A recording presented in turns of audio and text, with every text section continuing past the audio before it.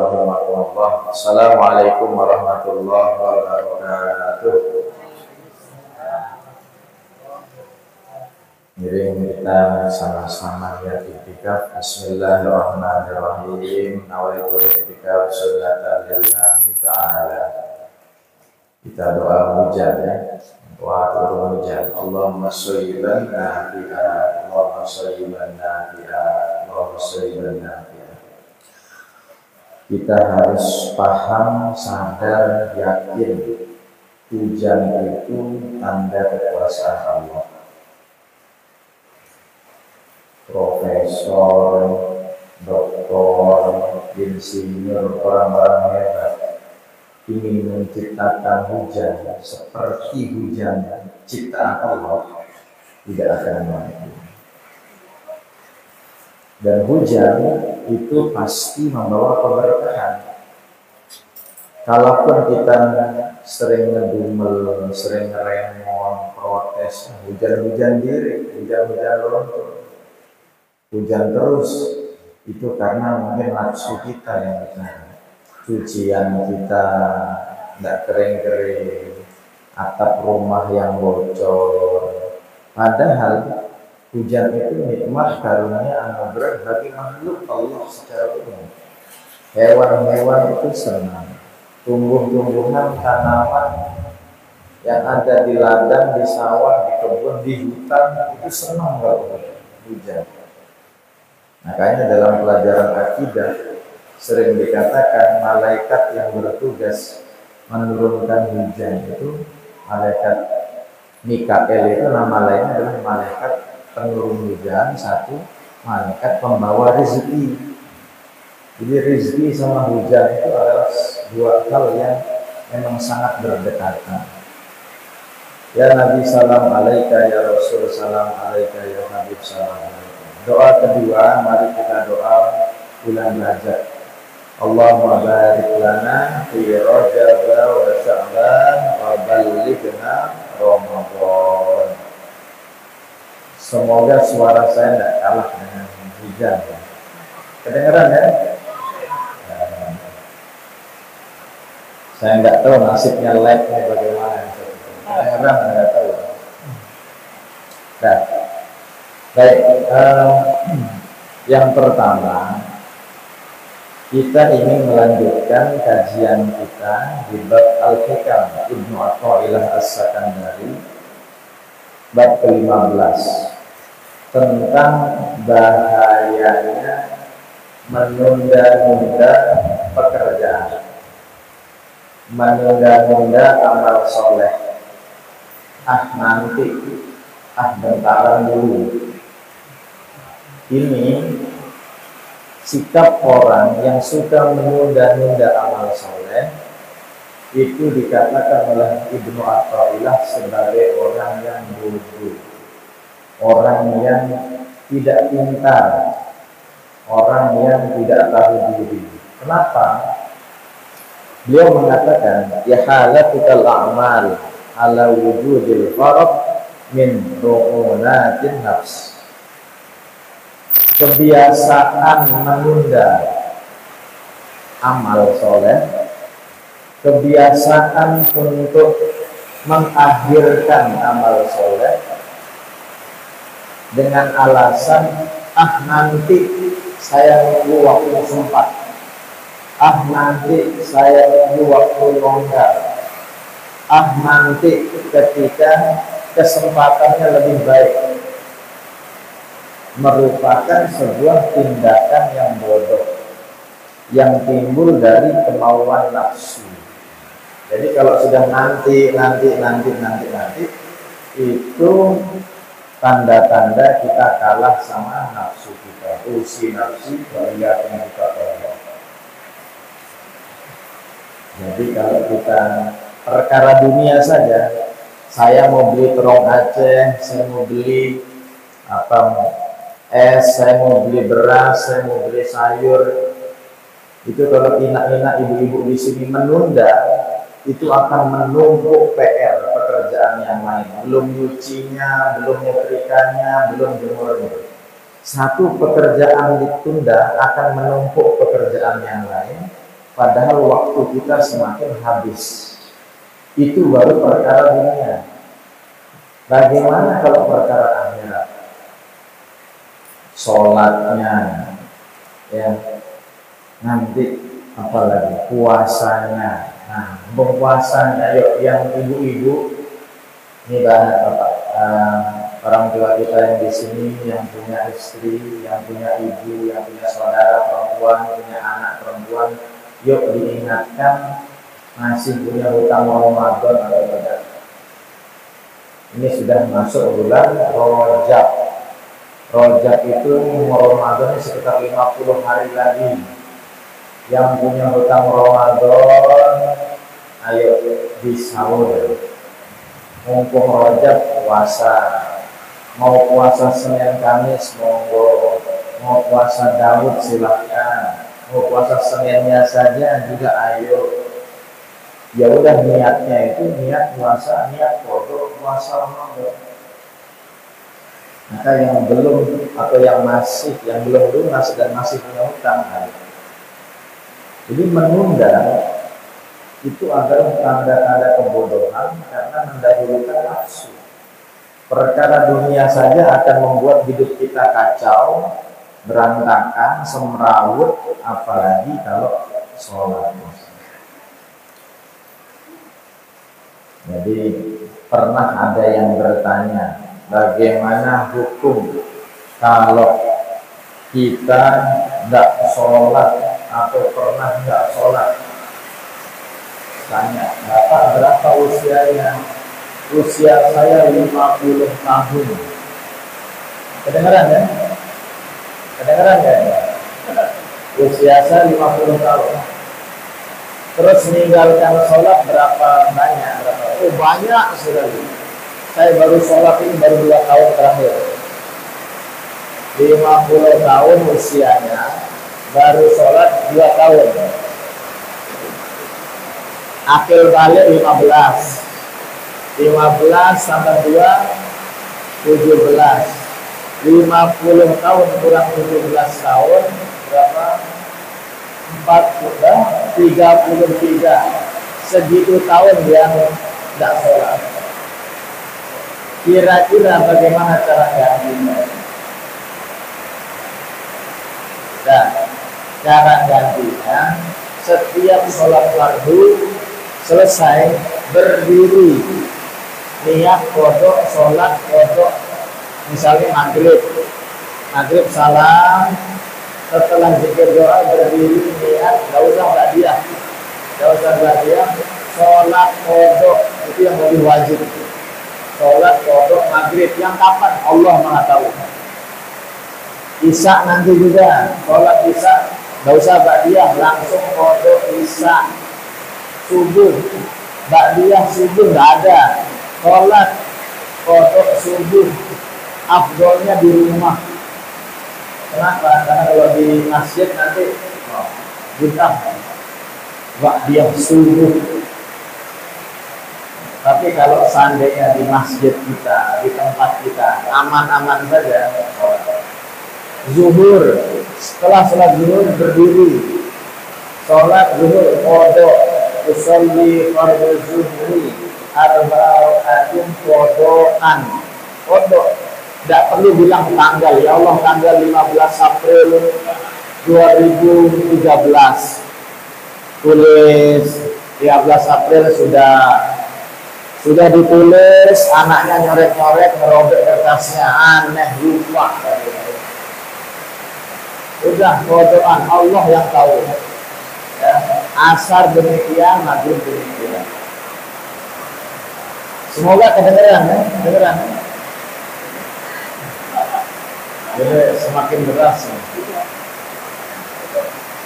Oke. Jadi kata Syekh Sahal bin Abdullah mengatakan tindakan menunda amal ini disebut at-taswif, ta sin waw ya fa, taswif, bukan tasawuf, taswif diambil dari kata saufa. Saufa itu artinya saya akan, saya nanti, ya. Bernanti-nanti, berkalok-kalok. Kapan saya mau sedekah? Nanti kalau kaya. Kapan mau sholat? Nanti kalau sudah sukses. Kapan mau puasa? Nanti kalau sudah menjadi manajer. Buat syarat yang mempersulit diri sendiri. Ya. Jadi kita kalau beramal itu ya sudah, ya. Beramal nggak usah mempersulit diri sendiri dengan syarat-syarat yang sulit. Saya pengen sedekah kalau uang saya 100 juta. Dan akan sedekah-sedekah kalau nggak nyampe 100 juta. Karena kita membatasi diri kita demikian. Oh, nanti saya mau puasa sunnah ketika sudah usia 50 tahun. Apa dia yakin usianya sampai 50 tahun? Maka dikatakan atu godan. Orang taswif itu yang suka menunda-nunda bilang nanti itu seakan-akan bilang besok saya akan tobat. Besok, kapan kamu tobat? Besok. Sekarang saya hura-hura, happy-happy, senang-senang. Kapan tobatnya? Besok. Wahada da'wan nafs, ini adalah pengakuan nafsu berkata. Kaifa yatubu ghadan wa ghadan la yumliku. Bagaimana mungkin seorang bisa mengatakan besok, akan besok, mau besok, nanti, padahal sesuatu yang besok itu belum menjadi miliknya, belum tentu sampai dirinya sampai ke sana. Kaifa yatubu ghadan wa ghadan la yumliku. Besok adalah sesuatu yang belum tentu sampai usianya sampai besok. Belum tentu datang, belum tentu dimiliki. Insyaallah. Jadi menunda-nunda itu adalah sebuah bisa masuk dosa. Sama bahayanya dengan ulul amal. Bercita-cita atau panjang angan-angan. Memanjangkan angan-angan itu sama bahayanya dengan menunda-nunda pekerjaan. Amal-amal ditunda, nanti, itu sama bahayanya dengan panjang angan-angan. Saya mau ini, saya melihat ini, saya pengen kesini. Terlalu banyak keinginannya. Kapan-kapan, besok, padahal besok sesuatu yang masih belum.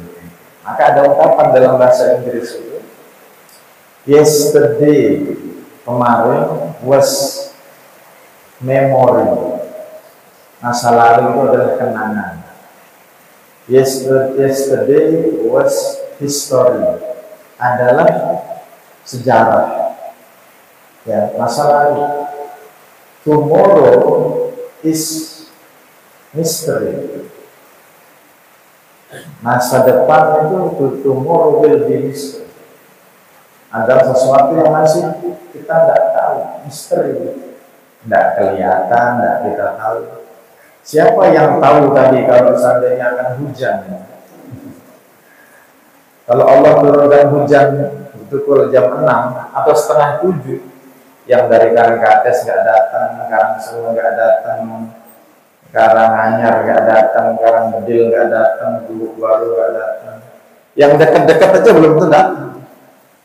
Jadilah saya ke sini menteng ini, oh jamaahnya nggak ada. Jadi, masya Allah, kita ini benar-benar buta tentang masa depan. Nggak bisa tahu, nggak bisa lihat, nggak ngerti masa depan. Makanya ada yang bertanya begini, saudara-saudara, menjadikan prinsip hidup. Kalau ada yang nanya, kenapa sih berdoa? Padahal sudah diatur itu, ya, rezeki sudah diatur, jodoh sudah diatur, kematian sudah diatur. Kenapa berdoa?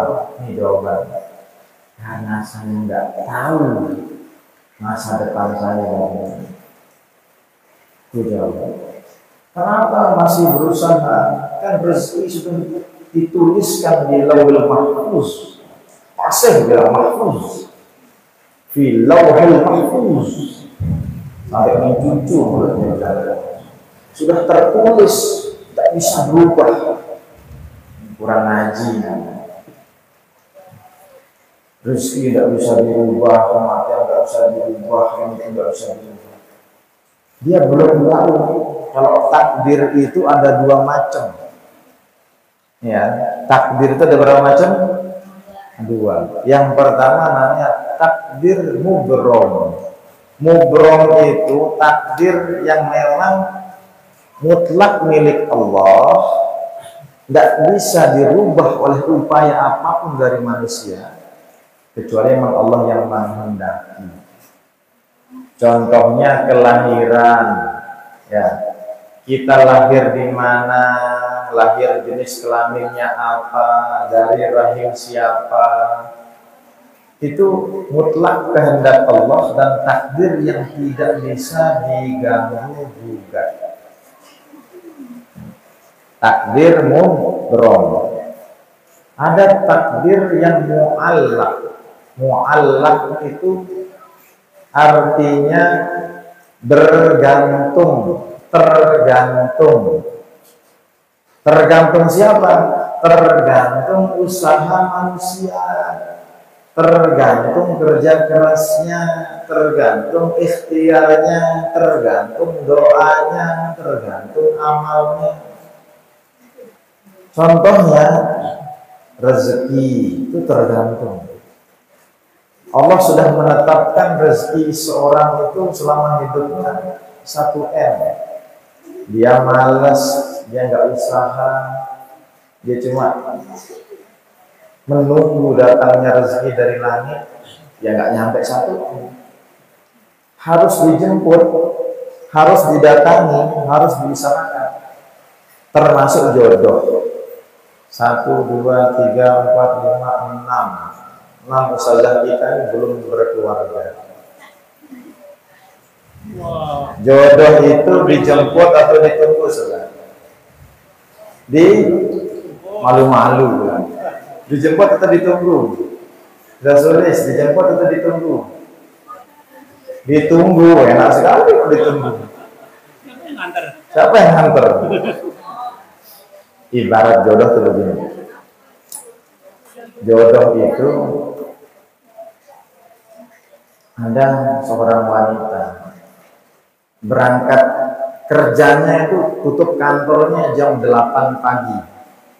Jam 8. Berarti dia harus berangkat kapan? Sebelum jam 8 untuk bisa nyampe jam 8. Ketika jam 7 dia baru siap-siap sudah beres-beres, menunggu di halte, menunggu di depan gerbang, menunggu di pinggir jalan. Tin, datang bis jam 7. Nanti dah bisnya penuh, ada kursi 1 tapi dia reot, nanti juga ada lagi yang lain lewat bis. Jam berapa itu? Jam 7.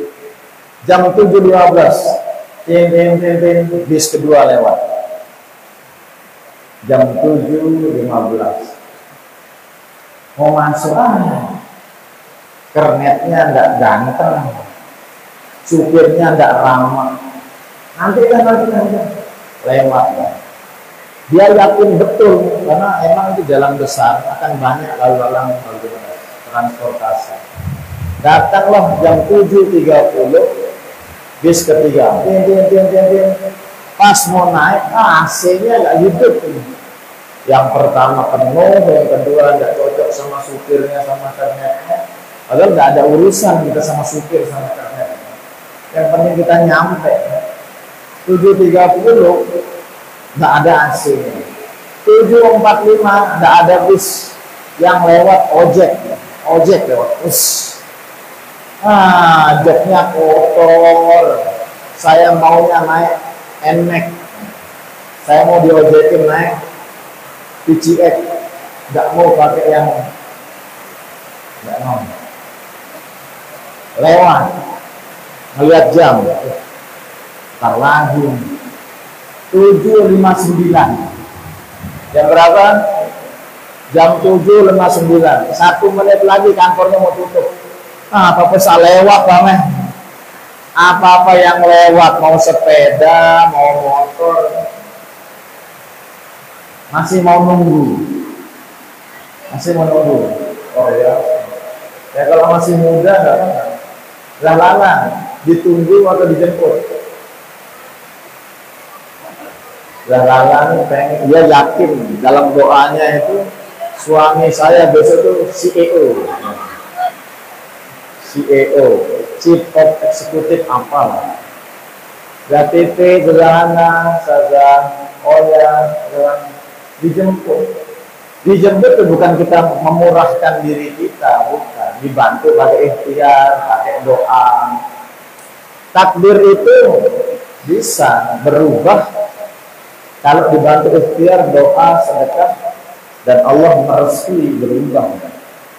Nah, jadi kita harus paham bahwasanya menunda-nunda, terlalu santai dalam hidup itu juga musibah. Bukankah kita ini sering bilang healing, capek dikit healing, belum berkeringat mau healing, minggu lalu sudah pergi mau healing.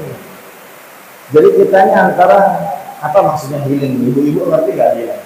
Healing itu mengobati diri dengan santai, jalan-jalan, pelesir, pariwisata. Ya. Kita ini bisa jadi antara kekurangan healing atau bahkan malah kebanyakan healing. Jadi Ustazah Oya baca surat Al-A'la, kita minta. Dari beberapa belas surat Al-A'la itu ayatnya, ada satu ayat bal tu'thirunal hayatad dunya. Orang-orang kafir itu ciri utamanya adalah memilih kehidupan dunia, mendahulukan, memprioritaskan, mengutamakan kehidupan dunia. Itu orang kafir. Kita mentok-mentoknya itu seimbang. Jangan dahulukan, jangan utamakan. Boleh olahraga, boleh jalan-jalan, boleh pelesir, silahkan. Sewajarnya, selayaknya, secukupnya. Jangan itu aja yang dikerjakan. Hari Senin itu, Selasa itu, Rabu itu, sampai seminggu itu. 24 jam itu yang dipikirkan, yang dikerjakan. Kapan beramalnya, kapan jariahnya, kapan ngajarnya. Jadi orang-orang kafir itu cirinya adalah mendahulukan, memilih kehidupan dunia. Padahal kata Allah Subhanahu wa taala, wal akhiratu khairun wa abqa. Akhirat itu khairun, lebih baik, wa abqa, lebih kekal. Dunia ini nikmat tapi sementara. Hidup ini nikmat tapi sementara. Yang sakit sementara, yang sehat sementara. Masa muda sementara, masa tua sementara, hidup sementara. Akhirat selama-lamanya. Maka bal tu'thirunal hayata dunya wal akhiratu khairun. Dalam surat yang kedua yang dibaca tadi adalah At-Takatsur. At-Takatsur yang dibaca oleh Ustazah Oya dari Garuda.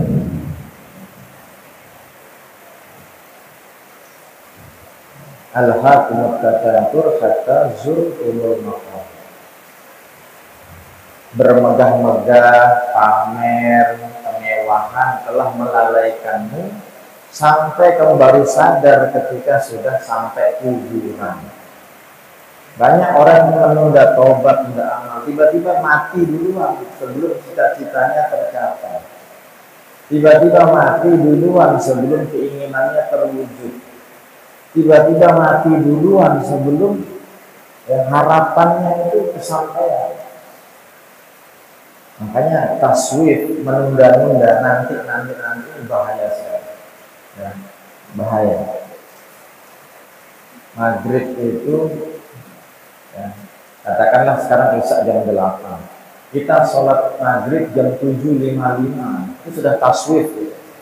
Masih waktunya, sudah tarohan dan dibenci, waktu yang dibenci, masih waktunya, belum masuk isya. Kalau dilakukannya sekali karena mungkin perjalanan dia baru pulang, itu masih uzur syar'i. Tapi kita ini di Lombok, masjid banyak, bisa berhenti. Tapi kalau setiap hari-hari dilakukan, sholatnya 5 menit sebelum azan, waktu setelahnya, nggak usah heran kalau hidup kita berantakan. Nggak usah heran kalau urusan kita tuh nggak selesai-selesai. Nggak usah kaget kalau hidup itu rasanya sempit. Hak Allah saja kita tinggalkan. Ya. Hak Allah kita berani tidak lakukan. Makanya ada ungkapan menarik. Bagaimana mungkin seorang itu mengejar rezeki mati-matian, sedangkan dia meninggalkan yang Maha memberi rezeki. Oh, merinding. Ada orang yang mengejar rezeki mati-matian, tapi meninggalkan, melawan, memusuhi yang Maha pemberi rezeki. Jadi tidak masuk akal. Kalau pengen rezeki mendekat, merapat. Dan rezeki ini sekali lagi selalu kita katakan bukan masalah murni uang. Sehat, dipercaya orang, punya teman-teman lingkungan yang baik, bisa sholat, itu sudah rezeki. Betapa banyak orang yang mengidamkan hidup seperti kita. Banyak orang melek seperti kita. Ada waktu pengajian hadir, waktu kerja, waktu sholat. Ada orang, bahkan banyak yang untuk sholat sembunyi-sembunyi. TKW itu tanya, sholat saja kadang dibatasi waktu 5 menit. Sembunyi-sembunyi, tempatnya nggak tahu, kebersihannya, kesuciannya bagaimana. Tidak mudah punya waktu seperti ini. Ini rezeki ini. Ya, insya Allah. Jadi kita bersyukur betul. Ya. Ini yang kita cari memang dalam hidup itu, ketenangan jiwa, ketenangan batin, sehat dan sebagainya. Maka dalam surat Al-Nashrah, surat Asy-Syarh atau Al-Nashrah dikatakan fa'idza faragta fansur. Kalau sudah selesai satu pekerjaan, cepat kerjakan yang lain, pekerjaan yang lain. Syekh Nawawi Al-Bantani menafsirkan ayat ini. Beliau mengatakan kalau setelah selesai satu ibadah, amal soleh, kerjakan amal soleh yang lain. Ustaz-ustaz ada yang rajin puasa. Setelah puasa sudah selesai buka, cepat sholat maghrib. Setelah sholat maghrib untuk ngaji, setelah ngaji ada waktu isya. Itu hakikat fa'idza faragta fansor. Kalau setelah selesai kerjakan ibadah yang lain. Wa ila rabbika farghab. Setelah semua ibadah yang Allah wajibkan kepada kita, wa ila rabbika farghab. Dan kepada Tuhan berharaplah, doalah, mintalah. Jadi setiap hamba itu punya hak dikabulkan doa oleh Allah asal dia lakukan tanggung jawabnya dulu, kewajibannya dulu. Ini kadang orang belum ngerjakan tanggung jawab, belum menunaikan kewajiban, minta hak aja. Ya Allah, minta ini, mau ini. Ibadahnya berantakan. Ya, jadi silahkan berdoa, pantaskan diri untuk dapat jawaban doa itu. Doanya, ikhtiarnya, ibadahnya. Maka agar kita tidak menjadi orang yang suka taswif, nanti, masih ada waktu, masih panjang, belum tua. Siapa yang jamin akan jadi tua? Jadi itu bisikan-bisikan setan. Jadi Jadi salah satu senjata dan tentara utamanya iblis itu adalah kita suka berandai-andai dan suka menanti-nanti. Nanti. Ini kayaknya sudah azan. Kita azan dulu sebelum kita sambung lagi. Dibantalin, kasih bantal. Anak kecil datang pengajian tidur pengalaman. Kalau orang tua pengajian tidur, pahala iktikafnya dapat.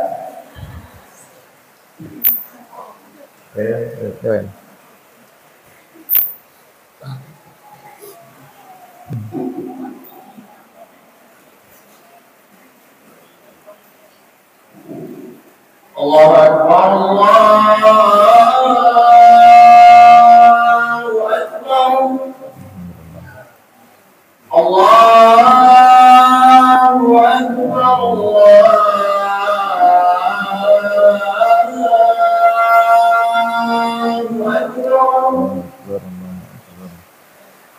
Asyhadu an la ilaha illallah.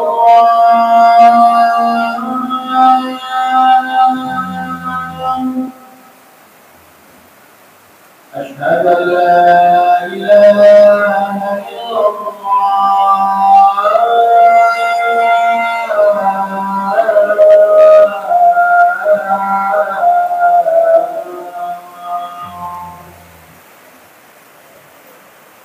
أشهد أن محمد رسول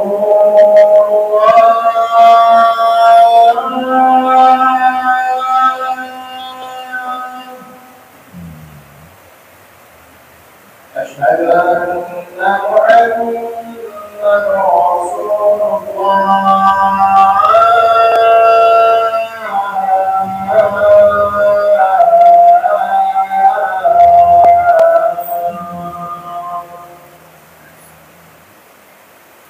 حي على الصلاة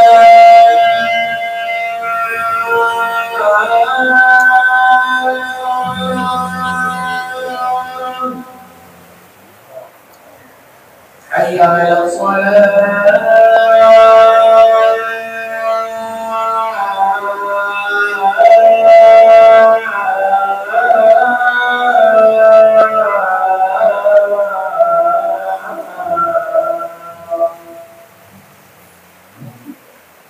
حي على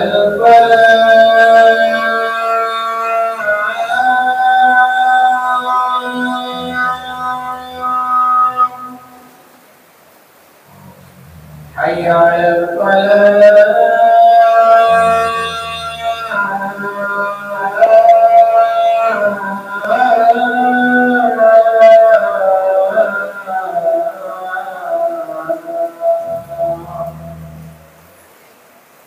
الله أكبر الله أكبر لا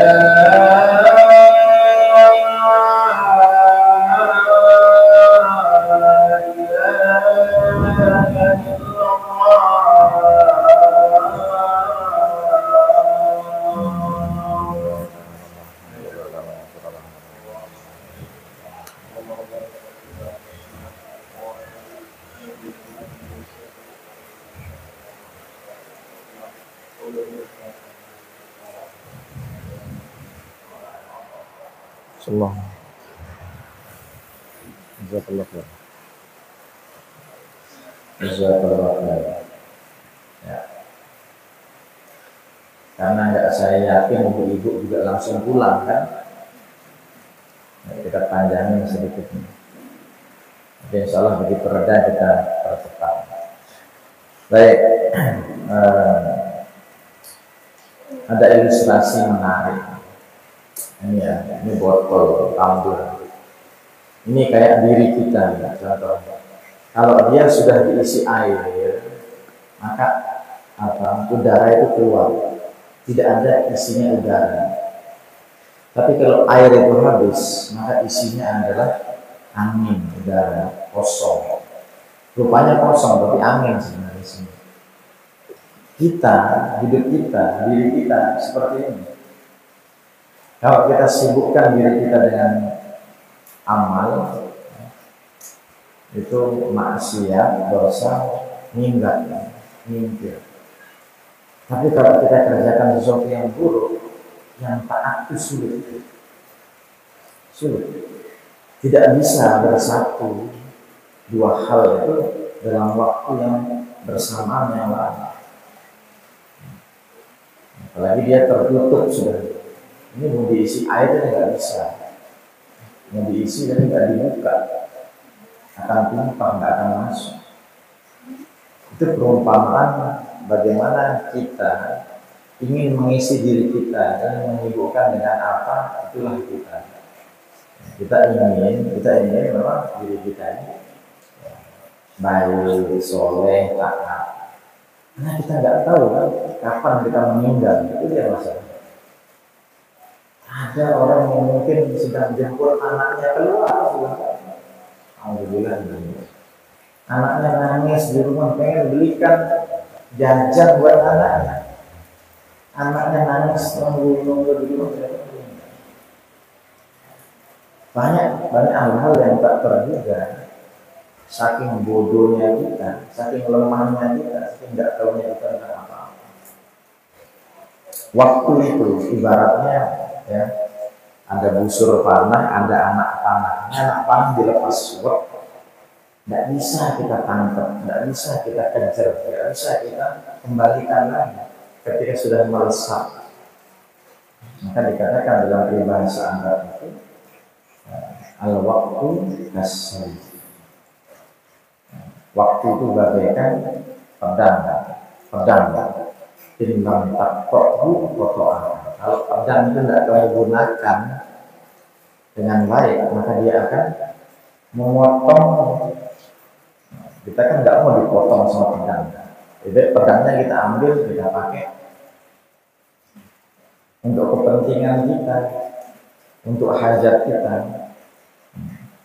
Makanya kita dalam hidup ini tinggal bertarung dua hal. Ada dua hal yang bertarung dalam diri kita. Yang pertama adalah apakah kesadaran kita yang unggul atau kecenderungan kita. Ada dua hal ya. Kesadaran atau kecenderungan. Sadar itu artinya pasti sesuatunya positif, baik dan dari Allah. Kita bermaksiat, sadar, taubat, insaf, istighfar. Sadar itu pasti baik. Orang itu pingsan, dia siuman disebut sadar, berarti sudah makin membaik. Yang kedua adalah kecenderungan. Kecenderungannya dalam bahasa viral, konteks yang sekarang di sosial media, tren. Ini trending topik, ini sedang jadi perbincangan, ini sedang menjadi kecenderungan orang. Tidak semua tren itu harus diikuti. Tidak semua yang viral itu harus ditiru. Nanti ada yang meniru sesuatu yang jorok. Saya kayaknya dulu pernah ceritakan, di Jepang itu ada tren orang masuk restoran, piringnya, tempatnya, nampannya itu WC. Betul, ya bukan dipakai, tetapi WC bersih, tapi pikiran kita WC itu apa? Makannya di WC ada bakso, ada kuah. Tren, apa mau kayak gitu? Buka di Tanjung. Wah, makanan khas ini ala Jepang, begitu muska, segera Allah barik lana. Buka tudungnya. Jadi piring, jadi nampak, jadi mangkok. Itu tren yang jorok, mau kita tiru. Ada tren juga yang membahayakan. Ada mendorong anak, suruh angkat kaki, suruh gini didorong. Yang jatuh pertama tulang punggung belakang. Dia nggak tahu kalau tulang punggung belakang jatuh, orang bisa cacat, lumpuh semua itu. Ada tren yang jorok, ada tren yang bahaya. Ya. Ada tren yang nggak tahu malu. Buka aurat, diikuti. Makanya kecenderungan kita itu mau ngikutin apa? Apakah kesadaran kita yang lebih unggul, warasnya lebih maksimal, atau pengen yang ikut-ikutan aja? Jadi ustazah dan kita semua lihat-lihat tren-trennya, ya sekedar tahu oh trennya sedang begini, ya nggak mesti harus diikuti. Yang nggak tahu malu, yang jorok, menjijikkan, yang bahaya. Misalnya suatu saat saya nggak tahu ada tren loncat dari pohon misalnya, terus kita ikut-ikutan. Nah, pernah ada anak-anak di sini kalau punya masalah, kenapa kamu mengikuti? Kenapa disuruh sama dia? Disuruh. Saya bilang kamu disuruh makan kotoran ayam mau? Jadi tidak semua perintah itu baik untuk kita dan harus kita taati, kecuali perintah Allah dan Rasulnya. Itu pasti memberi maslahat. Betapa banyak sekarang secara medis membuktikan ya, orang yang puasa, orang yang jalan kaki. Jadi setelah makan itu usin-usin jangan langsung tidur, tapi jalan kaki 10 menit. Tidak mesti harus ke pasar, boleh 10 menit. Itu tidak apa namanya. Kalau langsung tidur biasanya nanti glukoside, kadar gulanya itu cepat tinggi, potensinya alhamdulillah. Atau perlu kita grounding. Apa nama ground? Ground itu apa? Ground, G-R-O-U-N-D, tanah, bagus. Grounding itu artinya kita nyeker sehari 10 menit. Jangan pakai sepatu sana. Buka alas kaki, jangan. Grounding. Ustaz saya udah grounding tapi di tehur. Nggak grounding namanya. Grounding itu menyentuhkan telapak kaki kita di tanah, plek, tiplek. Nggak pakai alas. Jangan di aspal panas. Grounding itu namanya aspaling namanya.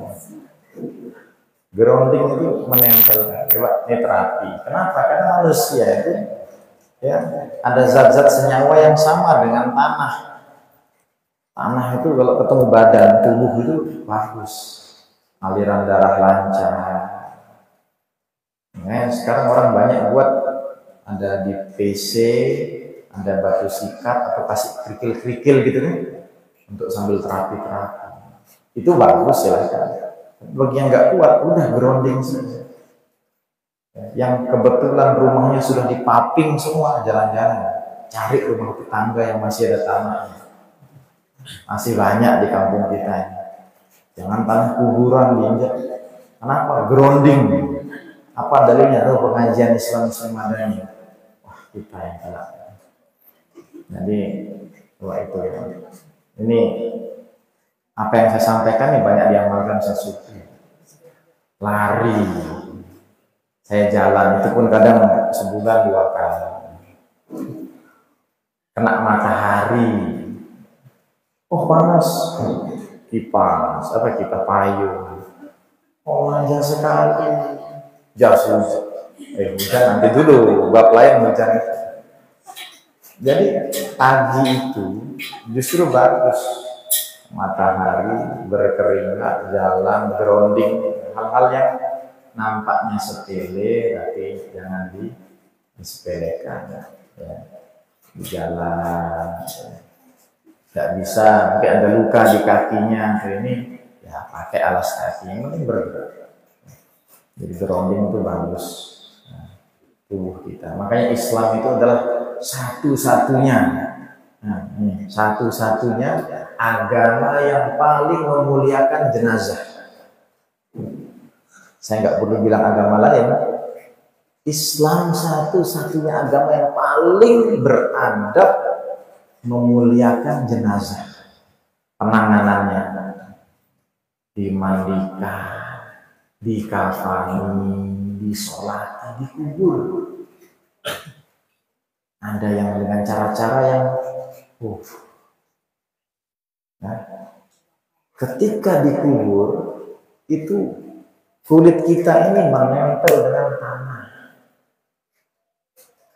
Tanah itu secara kimiawi dia sama dengan badan kita, cepat. Hanya ada jenazah-jenazah sedikit ya, ilaman rohimarobi, ada jenazah yang ulat, cacing, tanah pun nggak berani itu. Tapi umumnya kalau kebetulan ada penggalian kubur, tulang-tulangnya juga tinggal sisa tulang ataupun lama sudah nggak ada bekasnya. Kenapa? Sudah lebur menyatu. Dan itu cara paling beradab terhadap jenazah. Ya. Nah, jadi insya Allah ya kita ini bersyukur, beruntung, bahagia, selamat ya dunia ya akhirat insya Allah. Allahumma amin. Yang terakhir yang ingin kita sampaikan adalah bagaimana mari Allahumma la taqtulna bi ghadabika wa la turdikna bi adabika wa afina qabla dzalik. Itu doa apa itu? Doa kalau dengar petir. Memang umat Islam itu apa yang nggak ada doanya? Makan ada doa, ngelihat bulan baru ada doa, apa yang nggak ada doanya? Ngelihat diskon nggak ada doanya. Alhamdulillah, doa juga. Jadi semua kita ada doanya. Apa? Oh ke pasar. Nah ke pasar itu ada doa yang kalau kita baca itu pahalanya 1 juta. Itu kata Nabi, 1 juta. Wah pahala yang satunya aja berapa? Udah hafal belum? Biar satu-satu PR-nya ya pekan depan. Terus hampir sama redaksinya ketika ba'da sholat. La ilaha illallah la syarikalah wa hayyun da'imun la yamut. Ya biyadil khair wa ala kulli syai'in qadir. Masuk pasar dapat pahala 1 juta. 1 juta redaksi hadisnya tuh 1 juta kan. Itu umat Islam banyak sekali kesempatan panen pahala ya. Di bulan Rajab hari kita ambil kesempatan beramal semampu kita, apa yang bisa kita tingkatkan, yang bisa kita lakukan. Ada yang mendekati Allah dengan sedekah, ada yang mendekati Allah dengan puasa, ada yang mendekati Allah dengan sholatnya, ada yang mendekati Allah dengan zikirnya, ada yang mendekat pada Allah dengan doa-doanya. Jadi kalau bisa diborong semua, karena Allah hadisnya Rasulullah terhadap atau kepada Abu Bakar. Ketika Rasulullah bilang di surga itu nanti ada beberapa pintu kata Rasulullah. Yang rajin puasa masuk bab Royan, masuk bab bernama Ar-Royan. Yang sedang rajin sedekah masuk bab sedekah. Yang masih sholat bab sholat. Tergantung amalnya yang rutin, yang istiqomah itu dia akan masuk pintu. Kata Sayyidina Abu Bakar, apakah ada orang yang dipanggil, direbut, dipersilahkan masuk oleh pintu-pintu itu? Semua pintu rebutan, ada nggak yang direbut? Kata Rasulullah mendoakan Abu Bakar As-Siddiq, saya berharap berdoakan semoga kamu termasuk di antara yang dipanggil, direbut oleh pintu-pintu itu. Kenapa? Karena kalau kita lihat amalannya Abu Bakar, ini semua sudah diborong, semua sudah dikerjakan, semua sudah sahabat-sahabat itu insecure yang baik itu ngelihat orang lebih soleh daripada kita, insecure. Jangan oh dia lebih glowing, insecure. Skincare-nya lebih mahal, insecure. Motornya lebih ini, insecure. Kita nggak tahu dia ngeriin gitu. Kita nggak pernah tahu di balik itu. Nggak usah insecure sama gitu-gitu. Insecure tuh kalau melihat orang rajin pengajian, sedekahnya, taatnya, sholatnya, ya. Insya Allah ya, itu demikian yang bisa kita sampaikan. Ini seri ke-245. Semoga ketika 250 sehat panjang umur nih, ingin kita, mau kita usahakan ada tabligh akbar ya, insya Allah ya, 250 5 episode lagi bulan Februari. Nah, bismillah, semoga bisa insya Allah ya. Jadi pas edisi itu kalau terjadi berarti itu namanya taufik Allah. Taufik Allah. Sesuatu yang masih bisa diikhtiarkan, masih bisa didoakan, masih bisa diusahakan insya Allah. Dan insya Allah baik. Nah, demikian yang bisa kami sampaikan. Sebelum kita sampaikan kepada MC, ini cerita MC-nya ini kelas 6. Saya sama anak-anak kelas 6 ini masih belum rela berpisah. Jumlahnya 9 orang. Mereka di sini paling bulan April, Mei, April. Bisa gilir satu pertemuan satu. Nah, ada pertanyaan? Nggak ada ya?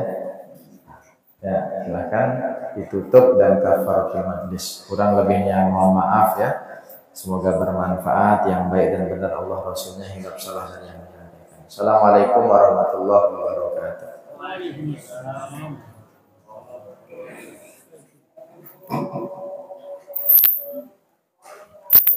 Demikian. Ayo. Kita tutup dengan bersama bacaan.